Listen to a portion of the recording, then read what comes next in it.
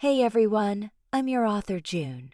Before we get started, I really would appreciate it if everyone could hit the subscribe button. It helps me grow the channel, and I would love for all of you to come on this journey with me, as a family. Now, let's get into the story. Let me know if you enjoy. The setting sun painted the Montana sky in shades of amber and gold, casting long shadows across the rugged terrain as Jackson Hayes guided his horse along the narrow mountain trail. His weathered Stetson pulled low over his eyes, shielding them from the harsh glare as he made his way back to the Double Creek Ranch after a long day of mending fences in the north pasture. The late June heat had finally begun to subside, bringing with it a welcome coolness that stirred the pines and made the aspens whisper. At 32, Jackson had the lean, muscled build of a man who'd spent his life working outdoors. His face, tanned and lined from years under the sun, rarely showed emotion beyond a slight narrowing of his gray-blue eyes or the occasional twitch at the corner of his mouth. He'd been at Double Creek for nearly 5 years now, longer than he'd stayed anywhere since leaving home at 16. The ranch hands respected him, the foreman trusted him, and he had a small cabin to himself on the property's edge. It was more than enough for a man who'd learned long ago that wanting more only led to disappointment. As the trail curved around a steep embankment, Jackson's horse, a sturdy buckskin gelding named Chance, suddenly stopped, ears pricked forward in alert attention. Jackson tensed, his right hand instinctively moving to the Colt revolver holstered at his hip. In these parts, a cautious nature wasn't paranoid with survival. "Easy, boy," he murmured, patting Chance's neck as he scanned the surrounding area.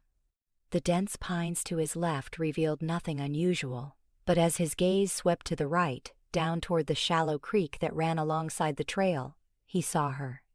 At first, she appeared to be nothing more than a splash of white against the dark earth of the creek bank.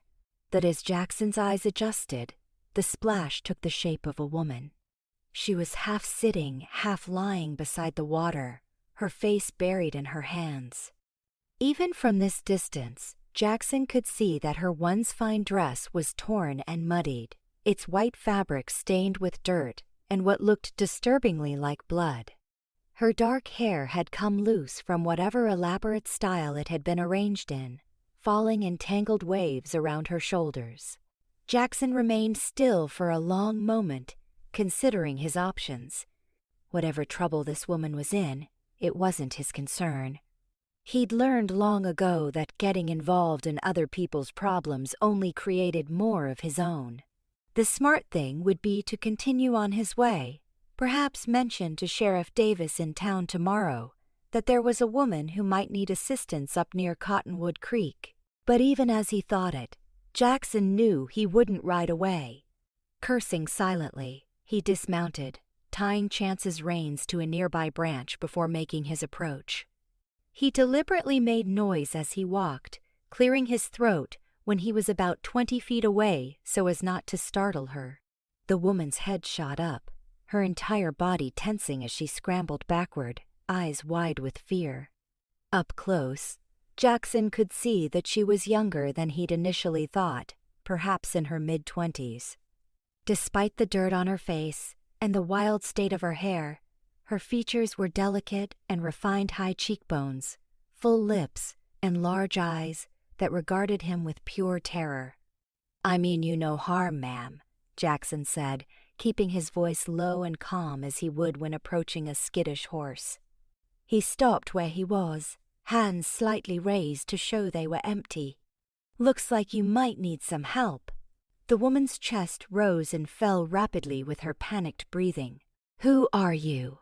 she demanded, her voice hoarse, but carrying the unmistakable refinement of Eastern education. "Name's Jackson Hayes. I work at the Double Creek Ranch about 5 miles south of here." He gestured vaguely in the direction he'd been heading. "I was just heading back when I saw you." She didn't respond, but her eyes darted past him to the trail. as though calculating whether she could outrun him. Jackson noticed then that her feet were clad in what had once been elegant satin boots, now torn and bloodied. She'd clearly been walking for miles in footwear never intended for such terrain. "You're hurt," he observed. "And it'll be dark soon. Temperature drops fast in these mountains at night. Whatever you're running from, you won't get far in that condition." A flash of something resignation perhaps crossed her face.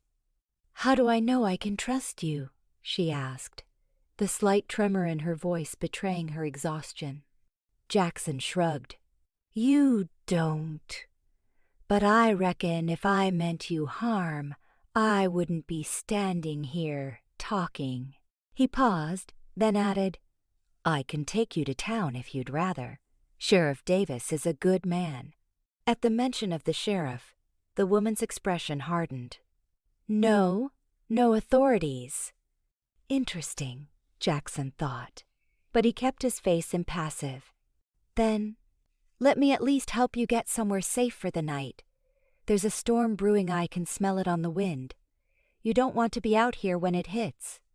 As if to punctuate his words, a distant rumble of thunder rolled across the mountains. The woman glanced at the darkening sky, then back at Jackson. The calculation in her eyes was clear, weighing the danger he might pose against the certainty of a night alone in the wilderness during a storm. Finally, she gave a small, tight nod. "Very well, Mr. Hayes. Just Jackson is fine," he said, slowly approaching her. Up close, he could see that beyond the dirt and tears, her dress was finely made, the kind worn by wealthy women back east, or perhaps at a special occasion. A wedding dress, he realized with a jolt of surprise, noting the delicate lace trim and pearl buttons along the bodice. He offered his hand, and after a moment's hesitation, she took it, wincing as she tried to stand. When her legs buckled beneath her, Jackson instinctively caught her by the waist, steadying her against him. He felt her stiffen at the contact, but was more concerned with the heat emanating from her skin, too warm, even accounting for the summer evening. "You've got a fever," he said, frowning. "How long have you been out here?" "Since this morning," she admitted, her voice fainter now that she was upright. I had to leave in a hurry." That much was obvious, but Jackson didn't press. "Can you make it to my horse? It's not far." She nodded determinedly, but after just a few steps, it was clear she could barely walk. Without asking permission, Jackson swept her into his arms, ignoring her startled protest. "This'll be faster," he said simply. "You can rest at my cabin tonight, and we'll figure things out in the morning." As he carried her back to where Chance waited, the woman remained rigid in his arms, but she didn't struggle. Her head eventually came to rest against his shoulder, and by the time they reached his horse, her eyes were half closed with exhaustion. "I'm going to put you on Chance here, and then I'll climb up behind you," Jackson explained as he carefully set her on her feet, keeping one arm around her waist to support her while he untied the horse. "He's steady, won't give you any trouble." To his surprise, a ghost of a smile touched her lips. "I know horses, Mr. Hayes. I've been riding since I was a child." "That's so?" Jackson raised an eyebrow as he helped her mount, noting that despite her weakened state, she settled into the saddle with the ease of someone familiar with horsemanship. "Then you're not from back east after all." Her smile vanished as quickly as it had appeared. "I never said I was." Jackson swung up behind her, reaching around to take the reins. He was acutely aware of her tension as his arms encircled her, but there was no help for it. "Hold on," he instructed, and felt her reluctantly lean back against him as Chance began moving down the trail. They rode in silence for several minutes before the woman spoke again. "My name is Claire," she said softly, as though offering the information was a concession. "Claire Monroe." Jackson nodded, though she couldn't see it. "Miss Monroe." Mrs., she corrected, then after a pause added bitterly, or I suppose I would have been, had I gone through with it. And there it was, confirmation of what her dress had already suggested. A runaway bride. Jackson kept his expression neutral, though his mind was racing. A woman fleeing her own wedding was trouble enough, but one who feared the authorities as well. He'd just invited a world of complications into his carefully ordered life.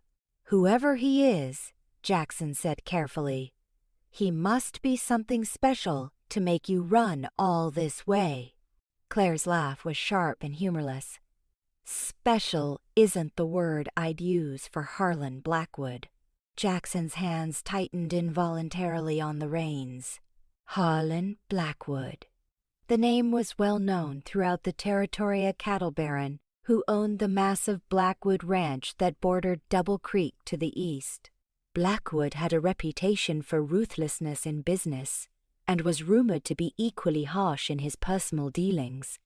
He was also one of the most powerful men in the county, with connections to judges, politicians, and lawmen throughout Montana Territory. I see, was all Jackson said, but his mind was working quickly. If Claire was fleeing Blackwood, that explained her reluctance to involve the sheriff. It also meant that she'd chosen the worst possible rescuer in Jackson, whose employer competed directly with Blackwood for grazing rights and water access. As they rode, the sky continued to darken, both from the setting sun and the approaching storm. Fat droplets of rain began to fall just as the small, rough-hewn cabin came into view, nestled against a stand of pines at the edge of Double Creek's property. "That's my place," Jackson told Claire, feeling her shiver against him as the rain increased. "It's not much, but it's dry and warm." "It looks perfect," she whispered, and he could hear the genuine relief in her voice. Jackson dismounted first, then reached up to help Claire down. She swayed dangerously when her feet touched the ground, and he kept a steadying arm around her as he led her to the cabin door. Once inside, he settled her in the room's only chair before quickly returning to take care of Chance, leading the horse to the small Lienta stable adjacent to the cabin. By the time he returned, the rain was falling in earnest, drumming against the cabin's wooden roof. Claire hadn't moved from the chair, her eyes half closed as she fought against exhaustion. In the warm glow of the oil lamp Jackson lit, the contrast between her fine, though ruined, wedding dress and the rustic simplicity of his cabin was striking. "You need dry clothes," Jackson said practically, moving to the trunk at the foot of his bed. He pulled out a flannel shirt and a pair of trousers that would be far too large for her but were better than staying in a sodden wedding dress. "These will have to do for now. I'll step outside while you change." Claire's eyes opened fully at that, wariness returning to her expression. "And go where? It's pouring." "The stable," Jackson said with a shrug. "I need to rub down Chance anyway." She studied him for a moment, then nodded. "Thank you." Jackson headed back out into the rain, giving Claire privacy while he tended to his horse. He took longer than necessary, methodically brushing Chance down and ensuring the animal had fresh water and feed. His mind worked over the problem that had quite literally fallen into his path. By morning, Blackwood would undoubtedly have men searching for his runaway bride, and Jackson had no illusions about what would happen if they found her here, on Double Creek land, in his cabin. The smart thing, the only sensible thing would be to take her to town first thing in the morning and let her find her own way from there. Whatever had happened between Claire and Blackwood was none of his concern. He'd already done more than most would by giving her shelter for the night. When he finally returned to the cabin, soaked to the skin, and having reached no real conclusion, he found Claire sitting on the edge of his bed, drowning in his clothes. She'd rolled up the sleeves and pant legs as best she could and had attempted to tame her tangled hair into a loose braid. The wedding dress lay in a sodden heap on the floor. "You should eat something," Jackson said, moving to the small iron stove in the corner. I don't have much, but there's some stew left from yesterday. Claire nodded gratefully. Anything would be wonderful. I haven't eaten since... She trailed off, then finished quietly. Since yesterday. As Jackson reheated the stew, he stole glances at his unexpected guest. Even in his too large clothes, with her face smudged with dirt and her hair a mess, there was no disguising her beauty or the natural grace with which she held herself. She was clearly a woman accustomed to finer things than his humble cabin could provide, yet there was no complaint in her manner, only profound weariness and wariness. Here, he said, handing her a bowl of the simple stew and a hunk of bread. It's not fancy, but it'll keep you going. Claire accepted the food with murmured thanks and began to eat with careful restraint that suggested she was far hungrier than she was letting on. Jackson sat on the room's only other furniture, a three-legged stool by the stove, and ate his own portion in silence. When she'd finished, Claire set the empty bowl aside and looked at him directly for the first time since they'd entered the cabin. You must have questions, she said. Jackson shrugged. Your business is your own. Even when it might bring trouble to your door.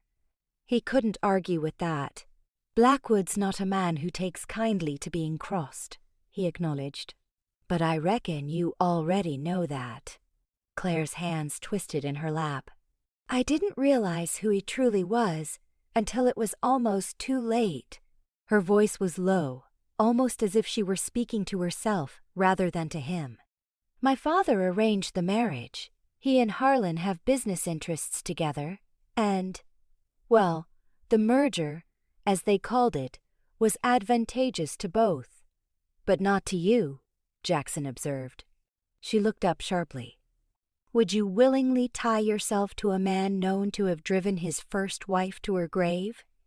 A man who treats his ranch hands like disposable tools and his cattle with more care than the people around him? Jackson remained silent, letting her continue. I was raised to be obedient, Mr. Hayes, to trust that my father knew what was best for me. Her voice hardened.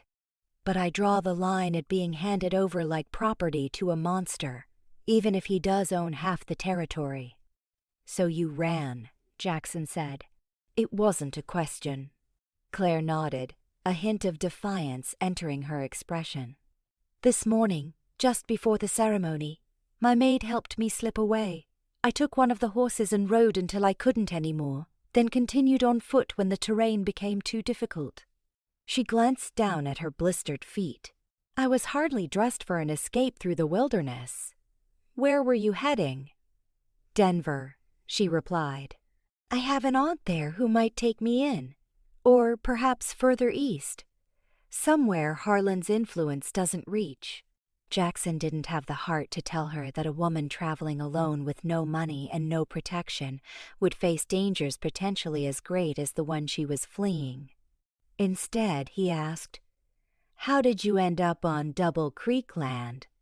There are more direct routes to Denver from Blackwood Ranch. I was trying to avoid the main roads. Harlan's men would be watching them.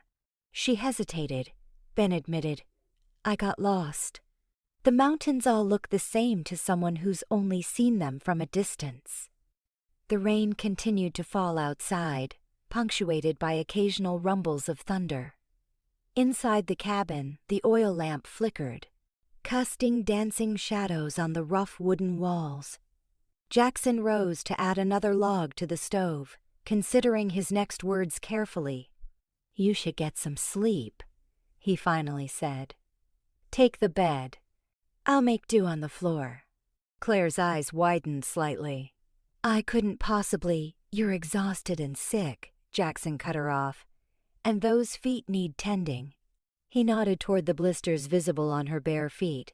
I've got some salve that might help. Without waiting for her response, he retrieved a small tin from a shelf and knelt before her. Claire tensed as he gently took one of her feet in his calloused hands, but didn't pull away. This might sting, he warned before carefully applying the pungent salve to her raw, blistered skin. Claire inhaled sharply but remained still as he worked, his touch as gentle as his weathered hands could manage. When he'd finished with both feet, he rose abruptly, uncomfortable with the unexpected intimacy of the moment. "Thank you," Claire said softly. "You've been kind. Kinder than I had any right to expect from a stranger." Jackson merely nodded, moving to gather extra blankets from the trunk to make a pallet for himself on the floor. "Get some rest, Mrs. Monroe. Morning will be here before you know it." "Claire," she corrected him quietly. "Please, call me Claire." Jackson paused, then inclined his head slightly. "Claire, then." He turned down the oil lamp until only a faint glow remained, then settled onto his makeshift bed, his back to her. He heard the creak of the bed frame as she lay down, followed by a soft sigh. Despite his exhaustion, Jackson knew sleep would be long in coming. In the space of a few hours, he'd managed to position himself between a desperate woman and one of the most dangerous men in the territory. Whatever happened next, he had a feeling his quiet life at Double Creek was about to become considerably more complicated. As the storm raged outside, Jackson listened to Claire's breathing gradually slow and deepen as exhaustion finally claimed her. Only then did he allow himself to close his eyes, one hand resting on the revolver beside him, just in case. Morning arrived with startling brightness, sunlight streaming through the cabin's single window as if the previous night's storm had never happened. Jackson, who had slept fitfully at best, was already up and moving quietly around the small space when Claire stirred.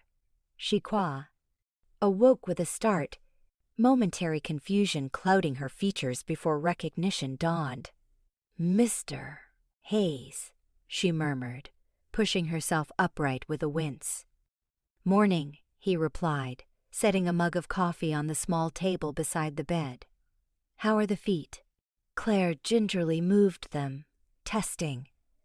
"Better, I think. Your salve helped." She accepted the coffee gratefully, wrapping her hands around the warm mug. "What time is it?" "Just past sunrise. I need to head to the main house soon. Let them know I won't be working today." At her questioning look, he added, "Can't very well leave you here alone, can I? And you're in no condition to travel yet." A complicated mixture of emotions crossed Claire's face: relief, gratitude, and something that looked like guilt. "You don't have to do that. I've imposed enough already." Jackson shrugged. "Got sick days coming to me anyway. Might as well use one." In truth, he'd spent most of the night weighing his options and had come to the reluctant conclusion that, having already involved himself in Claire's plight, he couldn't in good conscience abandon her now, not when Blackwood's men were likely already combing the territory for her. "I need to ask," he said, his tone more serious. "Will they be looking for you on horseback?" Claire nodded, her expression tightening. "Harlan has the best trackers in the territory on his payroll. They'll be following my trail as we speak." "Then we need to move you," Jackson decided. "This is the first place they'll check once they realize you crossed onto Double Creek land." Alarm flashed in Claire's eyes. "You think they'll find me here?" "Eventually. Trail's not hard to follow, especially after rain." He considered for a moment. "There's an old line shack up in the high meadow. Nobody uses it this time of year. You'll be safer there while we figure out next steps." "We?" Claire repeated, studying him intently. "Mr. Has Yaxanuv done more than enough? I can't ask you to risk further involvement." Jackson met her gaze steadily. "You didn't ask. I'm offering." Before she could protest further, he continued, "I'll head to the main house. make my excuses, and gather some supplies. Then we'll move you to the line shack. If anyone comes asking questions while I'm gone, stay quiet and out of sight. Understood?" After a moment, Claire nodded. "Understood." Jackson finished his own coffee, then pulled on his hat and coat. At the door, he paused, looking back at Claire sitting on his bed, swimming in his clothes, her dark hair falling loose around her shoulders. Despite the circumstances, the sight stirred something in him that he'd thought long buried. "I'll be back within the hour," he promised, then stepped out into the bright morning. The Double Creek main house was a substantial 2-story structure that housed the ranch owner, James Callahan, his wife Margaret, and their teenage son Will. As Jackson approached on foot, he decided against taking chance to avoid drawing attention to his comings and goings. He rehearsed his excuse in his mind. A touch of illness, nothing serious. Just needed a day to recover. Callahan was a fair employer who rarely questioned his hand's occasional need for time off. To Jackson's relief, it was Margaret Callahan who answered his knock. Her kind face creased with concern as he explained his request. "Of course you must rest, Jackson," she said immediately. "You work harder than most of the men combined. Frank was just saying yesterday how you'd repaired that entire stretch of north fence single-handedly."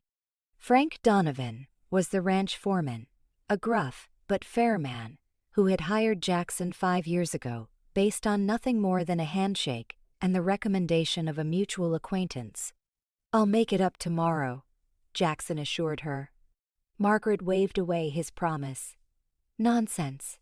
Take 2 days if you need them. Heaven knows you've earned it." She disappeared briefly into the house, returning with a cloth-wrapped bundle. "Fresh bread and preserves. Can't recover properly on that bachelor fare you subsist on." Jackson accepted the bundle with genuine gratitude. Margaret's motherly concern, while occasionally overwhelming, came from a good place. "Thank you, ma'am." As he turned to leave, Margaret called after him, "Bo, Jackson, you might want to stay clear of the east boundary for a few days. Mr. Callahan says Blackwood's men have been riding it heavily since yesterday. Something about a family matter." Jackson kept his expression carefully neutral. "I'll keep that in mind." His next stop was the ranch's storage shed, where he collected additional supplies: dried meat, beans, coffee, ammunition for his rifle, and a first aid kit that the ranch kept well stocked. He was just finishing when Frank Donovan appeared in the doorway. "Heard you're taking a sick day," the foreman said, his weathered face giving away nothing. Jackson nodded. "Just need to sleep it off." Frank studied him for a long moment. Interesting collection of supplies for a man planning to sleep, he observed mildly, nodding toward Jackson's loaded satchel. A denial would only raise more suspicion. Jackson opted for a partial truth. "Thought I might do some hunting while I'm recovering. Game's good up by the high meadow this time of year." Frank scratched his graying beard. "Funny coincidence. Blackwood's foreman rode in not an hour ago, asking if we'd seen any strangers on our land. Particularly interested in the North Trail." Jackson's stomach tightened, but he kept his voice casual. "That so?" "Said they're looking for a runaway. Didn't specify what kind." Frank's sharp eyes didn't leave Jackson's face. "You wouldn't know anything about that, would you?" "Can't say that I do," Jackson replied evenly. Frank held his gaze for another long moment before nodding once. "Well, if you happen to spot any game that looks like it might belong to Blackwood, best remember that poaching's a hanging offense in these parts." The warning was clear, as was the hint that Frank suspected more than he was letting on. But there was something else in the foreman's tone, not censure, exactly, but caution. Frank and Blackwood had history, none of it good, from what Jackson had gathered over the years. I always was particular about what I hunt, Jackson said carefully. Frank's mouth twitched in what might have been the ghost of a smile. See that you stay that way. He stepped aside to let Jackson pass. And Hayes, watch your back trail. With that cryptic advice echoing in his mind, Jackson made his way back to the cabin, taking a circuitous route and checking frequently to ensure he wasn't being followed. By the time he arrived, the sun was high in the sky, promising another scorching summer day. Claire was waiting anxiously, having gathered what few possessions she had, essentially just the ruined wedding dress, which she'd apparently been unable to bring herself to abandon completely. She'd also made the bed and cleaned the few dishes they'd used, small gestures of domesticity that seemed at odds with the tension evident in every line of her body. "Any trouble?" she asked immediately. Jackson shook his head, setting down his supplies. "Not exactly. The Blackwoods' men have already been to the ranch asking questions. We need to move now." He handed her a pair of his socks and his oldest boots. "These will be too big, but they'll have to do. Stuff the toes with the extra socks to keep them from sliding." While Claire prepared, Jackson quickly packed the supplies he'd gathered, along with extra ammunition for both his revolver and the Winchester rifle he kept mounted above the door. He was just finishing when a floorboard creaked behind him. "I'm ready," Claire said. Jackson turned to find her standing in his too large clothes, her hair now neatly braided and tucked up under a spare hat he kept hanging by the door. With the boots and hat, she looked almost like a young Raj, hand except for her delicate features and the unmistakable grace with which she carried herself. "It's about an hour's ride to the line shack," Jackson told her, slinging the supply sack over his shoulder. "We'll take chance. Stay close, and do exactly as I say.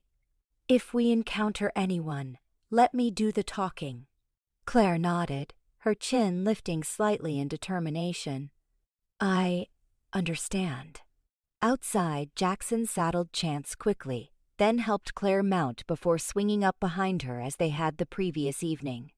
This time, she settled against him with less hesitation, necessity overcoming any propriety she might have otherwise maintained.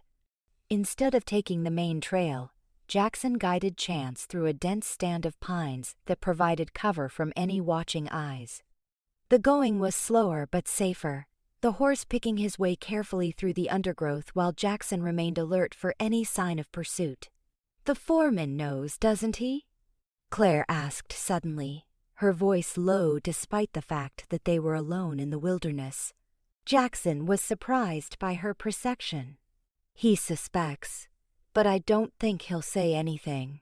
"How can you be sure?" "Frank Donovan has no love for Blackwood. Few around here do." Jackson guided Chance around a fallen log. "Blackwood tried to force Frank off his homestead years back, before he came to work for Double Creek. There was a fire. Frank's wife didn't make it out." Claire's sharp intake of breath was audible. "And people still do business with him? After something like that?"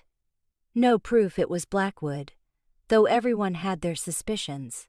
Besides, money and power buy a lot of forgiveness in these parts." Jackson's tone was matter-of-fact rather than judgmental. "People need to survive." "Is that why you helped me?" Claire asked after a moment. "Because you hate Blackwood?" Jackson considered the question. "I don't waste energy hating anyone. Takes too much effort." He paused, then added more quietly, "I helped because it was the right thing to do. Simple as that." Claire didn't respond immediately, and when she did, her voice held a note of something like wonder. "There aren't many who would define right as helping a strange woman against a powerful enemy." "Then maybe there should be more," Jackson replied simply. They rode in companionable silence after that, the only sounds the steady rhythm of Chance's hooves on the soft earth and the occasional call of a bird overhead. The terrain gradually steepened as they ascended toward the high meadow, forcing them to dismount and lead the horse on foot for the most difficult stretches. Despite her injuries, Claire moved with surprising determination, never complaining even when the rough path must have caused her pain. Jackson found himself admiring her resilience, this woman, who had fled her own wedding and traversed miles of wilderness alone, rather than submit to a fate she couldn't accept. By the time they reached the line shack, the sun was directly overhead, beating down mercilessly. The small structure stood at the edge of a rolling meadow dotted with wildflowers, backed by a steep rise of pines that provided some natural protection. It was crude but solid, built to shelter cowboys during the fall roundup when cattle sometimes strayed this far into the high country. "It's not much," Jackson said as he pushed open the weathered door, "but it's shelter." Claire stepped inside, taking in the sparse interior narrow bunk built into one wall, a small iron stove, a rough-hewn table with a single chair, and shelves stocked with basic provisions. Through the single window, sunlight illuminated motes of dust dancing in the air. "It's perfect," she said softly, and Jackson could hear the genuine relief in her voice. "No one will think to look for me here." "That's the idea." Jackson began unloading their supplies. "I'll get a fire going. You should rest those feet." As Claire settled on the edge of the bunk, Jackson busied himself with the practical tasks of survival, starting a fire in the stove, fetching water from the nearby spring, checking that the roof hadn't developed any leaks since the last time the shack had been used. All the while, he was acutely aware of Claire watching him, her green eyes thoughtful. "You're good at this," she observed finally. "Living rough, I mean." Jackson shrugged, setting a pot of water to heat on the stove. "Had plenty of practice." "Have you always been a ranch hand?" "More or less. Worked cattle drives. Did some trapping up north for a while. Tried my hand at prospecting once." He smiled faintly at the memory. "Wasn't cut out for mining. Too much darkness, not enough sky." Claire nodded as if she understood perfectly. "And your family? Where are they?" The question, innocent as it was, caused Jackson to stiffen, almost imperceptibly. "Don't have any. Not anymore." To her credit, Claire didn't press, merely nodded again. After a moment, she offered, "My mother died when I was 15. Influenza. It was just my father and me after that." Her voice took on a distant quality. "He was different before she died, kinder. Or perhaps I was simply too young to see him clearly." Jackson could hear the unspoken pain beneath her words. "Fathers and daughters," he said quietly. "Complicated business." Claire's laugh held no humor. "Indeed, especially when the daughter is viewed primarily as an asset to be leveraged at the opportune moment." She looked down at her hands, twisting in her lap. "I tried to be what he wanted, the dutiful daughter. Even when he told me I'd be marrying Harlan, I convinced myself it was for the best. That father knew what would secure my future." Jackson set 2 mugs of coffee on the table, then sat in the chair across from the bunk where Claire perched. "What changed your mind?" Her expression darkened. 3 nights ago, there was a dinner at Blackwood Ranch, a celebration of our upcoming union, as Harlan called it. I excused myself early, claiming a headache, but took a wrong turn returning to my room. She paused, taking a deep breath before continuing. "I overheard Harlan speaking with my father in his study. They were discussing the terms of their arrangement, the merger of their business interests, secured by my marriage to Harlan." Jackson remained silent, letting her speak at her own pace. "Harlan said," Claire's voice faltered slightly, "he said that once we were married, he would ensure I was properly trained to be an obedient wife, that his first wife had been willful too, but he'd soon broken her of that unfortunate trait. her hands clenched into fists. My father laughed, actually laughed, and said he was sure Harlan would succeed where he had failed in managing me. The quiet rage in her voice was palpable. Jackson felt an answering anger rise within him, but kept his expression neutral. "So you decided to run?" Claire nodded. "I couldn't go through with it, not after hearing that. I spent the next 2 days pretending everything was normal while secretly planning my escape. My maid, Lucy, helped me. A shadow crossed Claire's face. "I pray they don't suspect her involvement." "This Lucy," Jackson said carefully. "Can she be trusted not to reveal where you might have gone?" "She doesn't know," Claire replied. "I didn't tell her my destination, only that I needed to get away. For her own protection." She looked up at Jackson, her eyes suddenly fierce. "I won't be found, Mr. Hayes. I can't be." The determination in her voice was unmistakable. This was no spoiled society girl fleeing a marriage of convenience on a whim. This was a woman fighting for her freedom, perhaps even her life. "Then we'll make sure of it," Jackson said simply. Claire's relief was visible, her shoulders relaxing slightly as she accepted the mug of coffee he offered. They drank in companionable silence, the only sounds the occasional crackle from the stove and the distant call of birds outside. "You should try to get some sleep," Jackson suggested eventually. Claire seemed about to protest, but the exhaustion evident in the shadows beneath her eyes won out. "Perhaps you're right," she conceded, setting aside her empty mug. "What will you do?" "Scout the area, make sure we weren't followed," Jackson replied, rising from his chair. "Rest easy.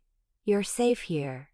A strange expression flickered across Claire's face, something between disbelief and hope. "I haven't felt safe in a very long time," she admitted softly. The vulnerability in her voice stirred something protective in Jackson, a feeling he hadn't experienced in years. He nodded once, unable to find an adequate response, then stepped outside, gently closing the door behind him.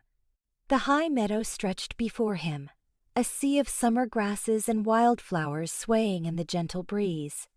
From this vantage point, he could see for miles in nearly every direction, the rugged Montana landscape unfolding in a panorama of forests, mountains, and sky.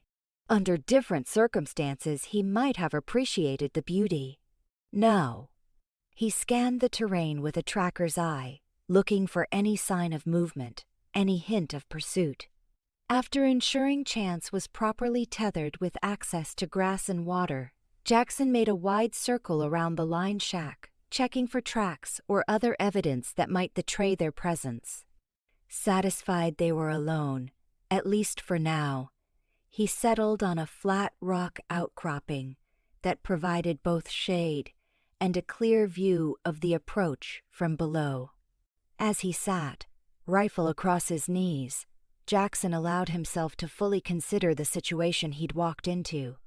By harboring Claire, he'd made an enemy of Harlan Blackwood, a dangerous man under any circumstances, but particularly so when his pride had been wounded. If they were discovered, Jackson held no illusions about what would happen. Blackwood wasn't known for his mercy. Yet despite the risk, Jackson couldn't bring himself to regret his decision. Claire's quiet strength and determination had impressed him, and the glimpse into her past had awakened his long-dormant sense of justice. No woman deserved to be trained into submission or treated as property to be traded between men. The afternoon wore on, the sun beginning its slow descent toward the western horizon. Jackson remained at his post, thoughts turning to practical matters: how long they could safely stay at the line shack, what route they might take to get Claire to Denver, what resources they would need for such a journey. It would mean leaving Double Creek, the closest thing to a home he'd had in years. But that had always been temporary, hadn't it? Nothing in his life had ever been permanent. A soft sound behind him interrupted his thoughts. Jackson turned to find Claire standing a few feet away, hair loose around her shoulders, eyes still heavy with sleep but clearer than they had been earlier. "I thought you'd be resting longer," he said, shifting to make room for her on the rock.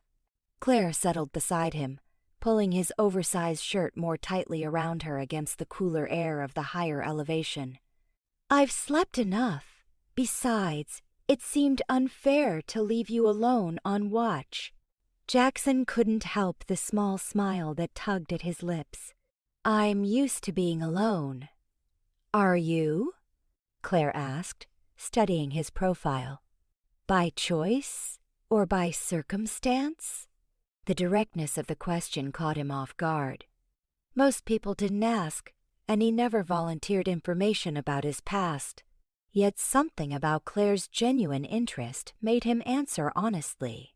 "Both, I suppose. After my parents died influenza, like your mother, I bounced between relatives who didn't particularly want another mouth to feed. Left as soon as I was old enough to work."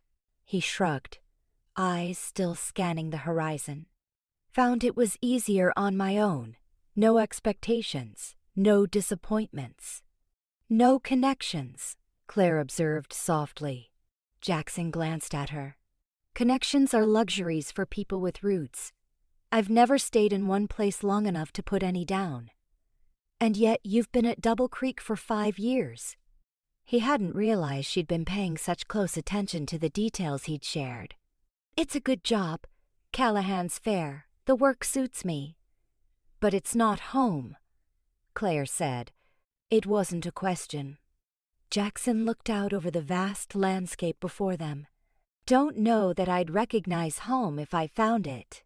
A comfortable silence fell between them, neither feeling the need to fill it with words.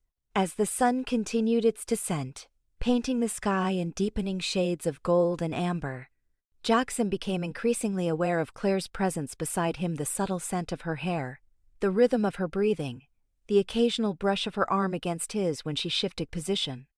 "It's beautiful up here," she said finally, her voice quiet with appreciation.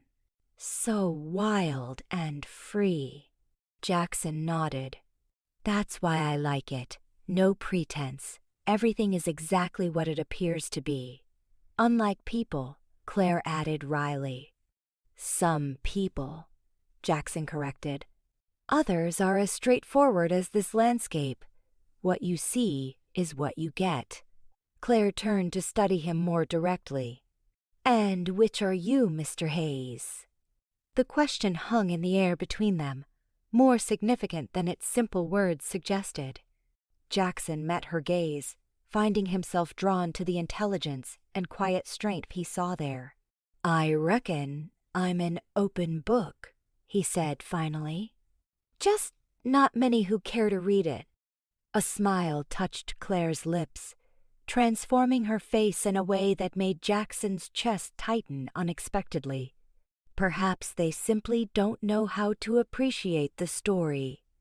Before Jackson could respond, a distant movement caught his eye, a flash of color against the green of the forest far below. He straightened, bold traces of relaxation vanishing as he reached for his rifle. "What is it?" Claire asked, instantly alert to the change in his posture. "Riders," Jackson said tersely, focusing on the flicker of movement. 3 of them, coming up from the east. Claire's face drained of color. "Blackwood's men? Can't tell yet." Jackson rose in one fluid motion, helping Claire to her feet. Back to the shack, now. They moved quickly, Jackson guiding Claire with a hand at the small of her back. Inside the shack, he immediately began gathering their few belongings, shoving them into the saddlebags. "Are we leaving?" Claire asked, her voice steady despite the fear evident in her eyes. Jackson shook his head. "Not yet. They may just be passing through. Double Creek hands sometimes use this route to check the high pastures." But even as he said it, doubt crept into his mind. The timing was too coincidental, and the riders had been coming from the direction of Blackwood Ranch. He moved to the window, keeping to the side to avoid being silhouetted against the light. The riders were closer now, ascending the trail that led toward the meadow. Through the late afternoon light, he could make out their features hard-faced men, heavily armed, with the purposeful demeanor of hunters rather than cowboys going about their regular duties. "It's them," he said grimly, turning back to Claire. "Blackwood's men." She paled further, but remained composed. "What do we do?" Jackson considered their options quickly. Running would make them visible crossing the open meadow. Fighting was a last resort. He was outnumbered, and while he was confident in his abilities, he had Claire to consider. That left hiding and hoping the men would move on without discovering them. Under the bunk, he decided, moving to help her. "There's a space between the frame and the wall. It's tight, but you'll fit." Without protest, Claire squeezed into the narrow space, pressing herself against the rough wooden wall as Jackson pulled a threadbare blanket down to partially obscure the opening. "Whatever happens," he told her quietly, "stay hidden until I tell you it's safe. If something goes wrong, there's a trail behind the shack that leads over the ridge. Follow it due west until you hit the river, then head south. You'll reach a trading post in about 2 days' walk." Claire's eyes widened at the implication of his words. "Jackson, just a precaution," he assured her, though they both knew it was more than that. With a final glance to ensure she was well concealed, Jackson moved to the center of the room, deliberately mussing the bedding and setting out a single plate and cup to suggest only one occupant. He placed his rifle within easy reach but not overtly displayed, then settled in the chair with a battered old book he found on the shelf. The picture of a solitary cowboy taking his ease. The sound of approaching hoofbeats grew louder, then stopped. Low voices conferred outside, followed by heavy footsteps on the wooden steps. A sharp knock rattled the door. "Hello, the cabin," a deep voice called. "Anyone home?" Jackson took his time answering, as if he were in no hurry and had no reason for concern. He opened the door to find 3 men standing on the small porch, their hands hovering near their holstered weapons. The leader, a tall man with a scarred face and cold eyes, regarded Jackson with open suspicion. "Afternoon," Jackson said mildly. "Something I can help you fellas with?" "Maybe," the scarred man replied. "Name's Reed. These are Thompson and Fowler. We work for Mr. Harlan Blackwood." He emphasized the name, watching for Jackson's reaction. Jackson kept his expression neutral. "Jackson Hayes. I work for Double Creek." Reed's eyes narrowed. "This is Callahan's line shack, then?" "That's right. I'm up here, checking traps. Wolves have been after the calves again." The lie came easily, a plausible reason for his presence. Reed exchanged glances with his companions. "Mind if we come in?" "Been riding since dawn." It wasn't really a request, and refusal would only increase their suspicions. Jackson stepped aside, allowing the 3 men to enter the small space. Their eyes swept the interior, taking in every detail with the practiced efficiency of men accustomed to searching for what didn't belong. "Coffee?" Jackson offered, moving to the stove as if he had nothing to hide. "Don't mind if I do," Reed replied, his gaze still roaming the cabin. His companions remained silent, one taking up position near the door, while the other drifted toward the window, effectively blocking both exits. As Jackson busied himself with the coffee pot, Reed settled into the room's only chair, leaving Jackson to lean against the wall near the stove. "We're looking for someone," Reed said without preamble. "A woman. Ran off from Blackwood Ranch yesterday morning. Thought she might have passed this way." Jackson raised an eyebrow, the picture of mild surprise. "A woman?" Out here? Haven't seen anyone in days, let alone a woman. Reed studied him, his expression unreadable. Pretty thing. Dark hair, green eyes. Would have been wearing a white dress. Hard to miss. Sounds like it, Jackson agreed. But like I said, I haven't seen a soul since I came up here 2 days ago. The man by the window, Thompson spoke up. Tracked her this far. Trail led right to Double Creek land. Jackson shrugged. Lot of Double Creek to cover. If she did cross our property, she could be anywhere by now. True enough, Reed conceded, accepting the cup of coffee Jackson handed him. But it's interesting that her trail seemed to lead in this general direction before we lost it in that storm last night. The implication was clear they suspected Jackson was lying. He kept his posture relaxed, his expression open. Well, if I see any runaway brides, I'll be sure to let Sheriff Davis know. Reed's eyes sharpened. Don't recall saying she was a bride. Jackson silently cursed his slip but maintained his composure. Wasn't hard to figure. White dress, running from Blackwood Ranch? Town's been talking about that wedding for weeks. After a long, tense moment, Reed nodded slowly. Fair enough. He drained his coffee and stood. We'll be moving on, but we'll be in the area for a while. Mr. Blackwood is mighty eager to find his intended. I bet he is, Jackson said, unable to keep a hint of dryness from his tone. Reed's eyes narrowed fractionally. Something you want to say, Hayes? Jackson met his gaze steadily. Not a thing. Hope you find what you're looking for. Oh, we will, Reed assured him, moving toward the door. He paused, then added casually, By the way, that's a mighty fine pair of ladies' boots by your bed there. Unusual decoration for a bachelor's quarters. Jackson's heart sank, but he didn't let his expression change, following Reed's gaze. He saw the delicate satin boots Claire had been wearing when he found her, peeking out from beneath the edge of the bunk. In their haste, they'd forgotten to hide them.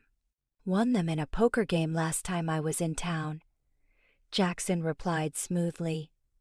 Thought they might make a nice gift for Margaret Callahan's birthday next month. Reed smiled, but the expression didn't reach his eyes. That's so? Interesting, because they look remarkably similar to the ones Mr. Blackwood's bride was wearing when she disappeared. He turned to his companions. Boys, I think we ought to have a more thorough look around this shack. Jackson's hand moved subtly toward his holstered revolver. I've been hospitable, Red, but you're overstepping. This is Double Creek property, and I've answered your questions. Time for you to move on. The atmosphere in the small cabin shifted instantly from tense to dangerous. Thompson and Fowler's hands dropped to their weapons, while Reed's smile widened into something predatory. Now, Hayes, there's no need for razz. Unpleasantness. We're just doing our job. Reed's voice was almost friendly, but his eyes were cold. Why don't you step outside with Thompson here, while Fowler and I have a look around? Shouldn't take but a minute, if you've got nothing to hide. Jackson knew if he agreed, they would find Claire immediately. If he refused, they'd likely force the issue with violence. Either way, the situation was rapidly deteriorating. Before he could respond, the cabin door burst open. All 4 men turned, reaching for their weapons, only to freeze at the sight of Frank Donovan standing in the doorway, rifle raised and aimed squarely at Reed's chest. Behind him stood 2 more Double Creek hands, similarly armed. Gentlemen, Frank said coldly, you appear to be trespassing on Callahan land. Reed's face darkened with anger. We're conducting a search on behalf of Mr. Blackwood. One of his possessions has gone missing. Is that so? Frank's weathered face betrayed nothing. Well, unless this possession has Blackwood's brand on it. You have no authority to search our property. He gestured with his rifle. I suggest you boys mount up and head back to your own side of the fence line. For a moment, it seemed Reed might challenge the order.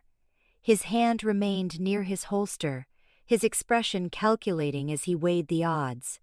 Finally, with a tight smile that promised future trouble, he nodded to his companions.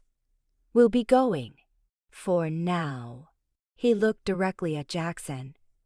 But this isn't over, Hayes. Not by a long shot. Frank and his men stood aside to let the 3 Blackwood hands file out. They waited in silence as the sound of hoofbeats gradually faded into the distance. Only then did Frank lower his rifle and step fully into the cabin. You want to tell me what in hell you've gotten yourself into, Hayes? He asked, though his tone suggested he already knew the answer. Jackson moved immediately to the bunk, pulling aside the blanket. It's clear. You can come out now. Claire emerged from her hiding place, dust smudging her face and clinging to Jackson's borrowed clothes. She stood tall despite her disheveled appearance, facing Frank with a mixture of wariness and dignity. Frank's eyebrows rose slightly. So, it's true. Blackwood's runaway bride. He studied Claire for a moment, then shook his head. Ma'am, you've stirred up one hell of a hornet's nest. I'm aware, Mr. Claire's voice was steady. Donovan. Frank Donovan. I'm foreman at Double Creek. He turned his attention back to Jackson. I figured you were up to something when you took all those supplies this morning. Didn't think it was this, though. How did you find us? Jackson asked. Followed your trail. Wasn't hard. Frank's expression was grim. Which means Blackwood's men won't have much trouble either, once they stop letting their pride get in the way of good tracking. They'll be back, and next time, they'll bring more men. Jackson nodded, already considering their options. We need to move. Tonight. Agreed. Frank turned to his men, who had remained respectfully silent by the door. Williams, Jenkins, head back and tell Callahan what's happening. And make sure you're not followed. The men nodded and departed, leaving Frank alone with Jackson and Claire. The foreman studied them both for a long moment, his expression unreadable. Mrs. Monroe, he said finally, addressing Claire directly. I knew your father, years back. Never much cared for him. A ghost of a smile touched his lips. Can't say I'm sorry to see his plans disrupted. Claire's surprise was evident. You knew my father? Joseph Monroe and I crossed paths when he first came to the territory, before he struck it rich with those silver mines of his.